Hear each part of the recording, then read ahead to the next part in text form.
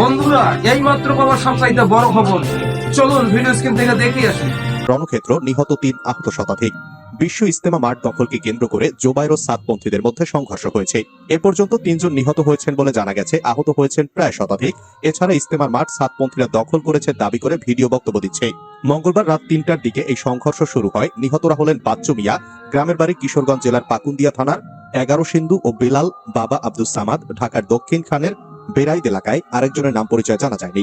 স্থানীয় সূত্র জানায়, রাত ৩টার দিকে সাদপন্থীরা তুরাগ নদীর পশ্চিম তীর থেকে কামারপাড়া ব্রিজ সহ বিভিন্ন রাস্তা দিয়ে ইজতেমা মাঠে প্রবেশ করতে থাকে। এ সময় মাঠের ভেতর থেকে জোবায়েরপন্থীরা ইটপাটকেল নিক্ষেপ করে।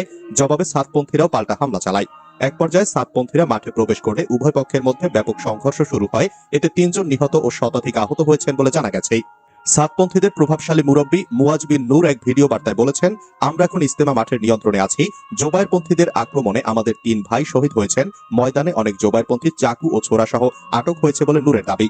এদিকে ইজতেমা মাঠে সংঘর্ষে হতাহতে টঙ্গী আহসানুল্লাহ মাস্টার জেনারেল হাসপাতাল সহ বিভিন্ন হাসপাতালে নেওয়া হচ্ছে। টঙ্গী আহসানুল্লাহ মাস্টার জেনারেল হাসপাতালের জরুরি বিভাগের সিনিয়র ব্রাদার হাফিজুল ইসলাম কালের কণ্ঠকে নিহত ও আহতদের খবর নিশ্চিত করে বলেছেন, এ পর্যন্ত ৩ জন নিহত ও অসংখ্য লোক আহত হয়েছেন। আহতরা হাসপাতালে আসছে। ইজতেমা ময়দানে নিহতদের নিজ সমর্থক বলে দাবি উভয় পক্ষের। জোবায়েরপন্থীদের উস্কানিতে সংঘর্ষ হয়েছে বলে দাবি করেছে সাদপন্থীরা। একই সঙ্গে ইজতেমা ময়দানে তাদের লক্ষাধিক সাথী অবস্থান করছেন বলে জানানো হয়েছে। বুধবার ইজতেমা ময়দানে সংবাদ সম্মেলনে সাদপন্থীদের দায়িত্বপ্রাপ্ত সাথী মুয়াজ বিন নূর এই কথা বলেন। এ সময় সাদপন্থীদের মিডিয়া সমন্বয়কারী মোহাম্মদ সায়েম সহ গুরুত্বপূর্ণ ব্যক্তির উপস্থিত ছিলেন। সম্মেলনে নূর বলেন, গতকাল মঙ্গলবার সারা দেশ থেকে আমাদের সাথীরা ইজতেমা ময়দানের তুরাগ নদীর পশ্চিম পারে অবস্থান নেয়। রাত ২টার পর ইজতেমা ময়দান থেকে জোবায়েরপন্থীরা মশাল হাতে নিয়ে আমাদের সাথীদের উপর ঝাঁপিয়ে পড়লে সংঘর্ষ বেঁধে যায়। এরপর জোবায়েরপন্থীরা ময়দান ছেড়ে গেলে আমাদের সাথীরা ময়দানে প্রবেশ করে। বর্তমানে আমাদের ১ লাখ সাথী ময়দানে আছে এবং ময়দানের পুরো নিয়ন্ত্রণ আমাদের হাতে রয়েছে। সংঘর্ষে হতাহতরা বিভিন্ন হাসপাতালে ভর্তি থাকায় সঠিক সংখ্যা বলতে সময় লাগবে। তিনি আরো বলেন, সরকার আমাদেরকে দিয়ে বাড়ি মাঠে জোর ইজতেমা করতে বলেছিল, আমরা সেখানে করতে পারবো না, কারণ লোকসমাগম সংকুলান হবে না। তাই আজ সরকারের সঙ্গে আমাদের আলোচনা ছিল।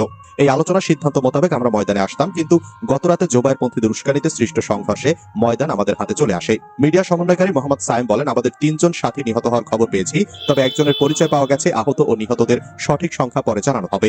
এদিকে জোবায়ের গ্রুপের মিডিয়া সমন্বয়কারী হাবিবুল্লাহ রায়হান কালের কণ্ঠকে বলেন, আমাদের ৩ জন সাথী মারা গেছেন বলে দাবি করা হচ্ছে।